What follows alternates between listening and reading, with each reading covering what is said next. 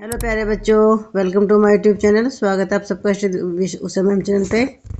आज हम 8th class का हमारे अतीत का पार्ट नंबर 8 राष्ट्रीय आंदोलन का संगठन 1870 के दशक से 1947 तक के प्रश्न उत्तर करेंगे। ठीक है, चलिए स्टार्ट करते हैं। पहला प्रश्न है कि भारत में राष्ट्रवाद के उदय होने के क्या कारण थे।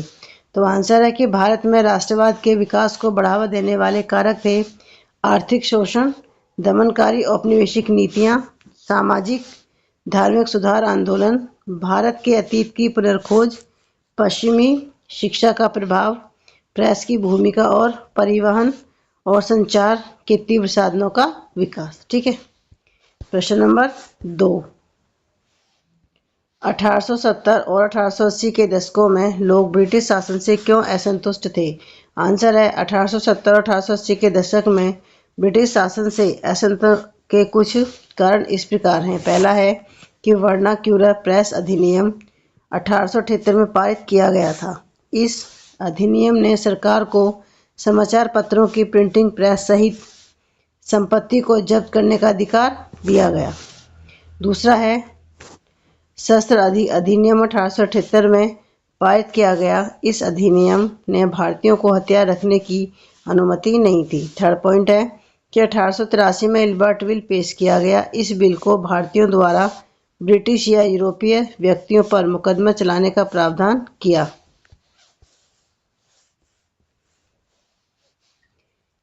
गया। ठीक है, प्रश्न नंबर 3। गांधी जी ने नमक कानून तोड़ने का फैसला क्यों लिया। तो आंसर है कि महात्मा गांधी और अन्य राष्ट्रवादी नेताओं का तर्क था कि नमक हमारे भोजन की एक आवश्यक वस्तु है और इसीलिए नमक पर कर लगाना गलत है। इसके अलावा नमक के मुद्दे ने सभी को प्रस्तावित किया, अमीर और गरीब एक जैसे, इसीलिए गांधी जी ने नमक कानून तोड़ने का फैसला किया। प्रश्न नंबर 4। मध्यमार्गी कौन थे? वे ब्रिटिश शासन के खिलाफ किस तरह का संघर्ष करना चाहते थे। तो आंसर है अपने पहले 20 वर्षों में कांग्रेस अपने उद्देश्यों और तरीकों में उदारवादी थी। इस काल के कांग्रेस नेताओं को नरमपंथी कहा जाता था। इस अवधि के दौरान कांग्रेस की प्रमुख मांग सरकार और प्रशासन में भारतीयों के लिए एक बड़ी आवाज पाने के बारे में थी। प्रश्न नंबर 5। 1937-47 की उन घटनाओं पर चर्चा करें जिनके फलस्वरूप पाकिस्तान का जन्म हुआ। आंसर है 1937 के प्रांतीय चुनाव के बाद कांग्रेस ने संयुक्त प्रांत में लीग के साथ गठबंधन सरकार बनाने से इनकार कर दिया। नेक्स्ट पॉइंट है कि मुस्लिम लीग ने 1940 में उत्तर पश्चिम और पूर्वी भारत में मुसलमानों के लिए स्वतंत्र राज्यों की मांग करने के लिए एक प्रस्ताव पारित किया। नेक्स्ट पॉइंट है कि 1940 में कैबिनेट मिशन दिल्ली आया। इसका उद्देश्य स्वतंत्र राष्ट्र के लिए कुछ रूपरेखा सुझाना था। नेक्स्ट पॉइंट, इसके बाद मुस्लिम लीग पाकिस्तान की अपनी मांग पर अड़ी रही। नेक्स्ट पॉइंट है कि आखिरकार अगस्त 1947 में देश का विभाजन हो गया। प्रश्न नंबर 6। 1940 के मुस्लिम लीग के प्रस्ताव में क्या मांग की गई थी। आंसर है 1940 में मुस्लिम लीग ने देश के उत्तर पश्चिम और पूर्वी क्षेत्रों में मुसलमानों के लिए स्वतंत्र राज्यों की मांग करने के लिए एक प्रस्ताव पेश किया। प्रश्न नंबर 7। पहले विश्व युद्ध से भारत पर कौन से आर्थिक असर पड़े। तो आंसर है कि प्रथम विश्व युद्ध ने भारत की आर्थिक और राजनीतिक स्थिति को बदल दिया। महंगाई में भारी वृद्धि हुई जिससे आम लोगों की समस्याएं बढ़ गईं। व्यापारिक समूहों को भारी नुकसान हुआ क्योंकि युद्ध से सभी प्रकार की वस्तुओं की मांग बढ़ गई। व्यापारिक समूह अब विकास के अधिक अवसरों की मांग करने लगे। प्रश्न नंबर 8।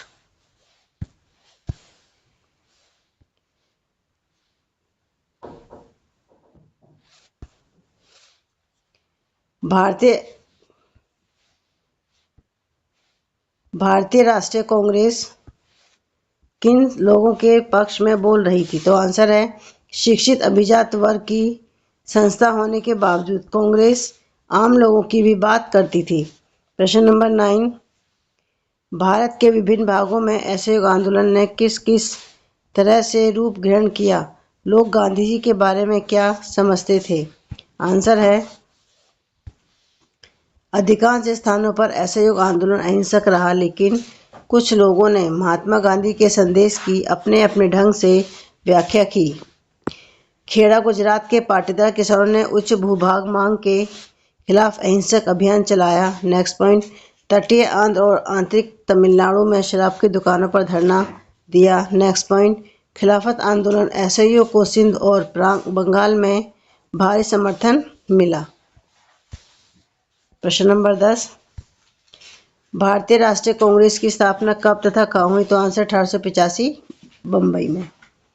क्वेश्चन नंबर 11, भारतीय राष्ट्रीय कांग्रेस की स्थापना किसने की? तो आंसर है A.O. ह्यूम ने। प्रश्न number 12, poverty and un British rule in India पुस्तक के लेखक कौन है? तो आंसर है दादा भाई नौरोजी। प्रश्न नंबर 13, आर्म्स एक्ट कब पारित किया गया? आंसर 1878। क्वेश्चन नंबर 14, बंगाल विभाजन कब तथा किसने किया? तो ये किया था 1905 में लॉर्ड कर्जन ने। प्रश्न नंबर 15, रोलेट एक्ट कब पारित किया गया? तो 1919। प्रश्न नंबर 16, जलियांवाला बाग हत्याकांड कब हुआ? तो आंसर है 13 अप्रैल 1919 को। प्रश्न नंबर 17, स्वतंत्रता मेरा जन्मसिद्ध अधिकार है, यह नारा किसने दिया? तो ये दिया था बाल गंगाधर तिलक ने।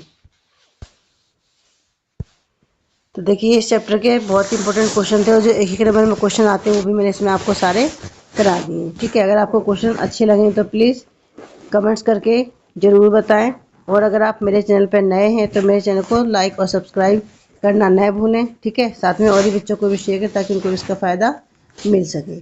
आज की वीडियो में बस इतना ही, मिलते हैं आपसे नेक्स्ट वीडियो में। Thank you.